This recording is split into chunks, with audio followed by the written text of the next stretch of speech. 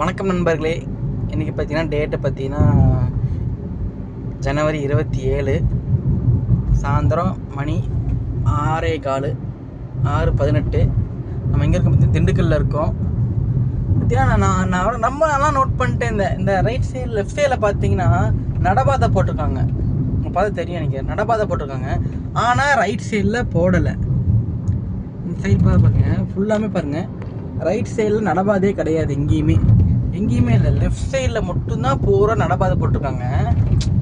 ரொம்ப நாளாக எனக்கு இந்த டவுட் இருந்துகிட்டே இருந்துச்சுன்னா, இங்கே மட்டும் லெஃப்ட் சைடு மட்டும் போட்டிருக்காங்களே, நடபாதை போட்டிருக்காங்களே, ஏன் ரைட் சைடில் போடலை அப்படின்னு ஒரு டவுட் எனக்கு இருந்துகிட்டே இருந்துச்சு. அதுக்கு தீர்வு எனக்கு இன்றைக்கி தான் தெரிஞ்சுக்க. ஆக்சுவலாக எல்லாமே பழனிக்கு பாத யாத்திரை போவாங்க சீசன் டைமில். அவங்களுக்காகவே இந்த நடபாதை வந்து அமைச்சிருக்காங்க கவர்மெண்ட்டு.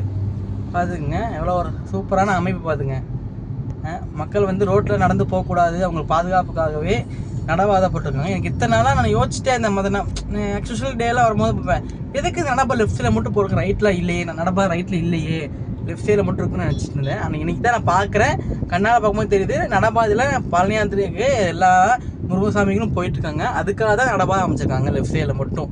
ஏன்னா பழனிக்கு போகிற ரூட்டு இதுதான். திண்டுக்கல்லேருந்து நேராக பழனி போகணுன்னா இந்த ரோட்டில் தான் எல்லோரும் போகணும்.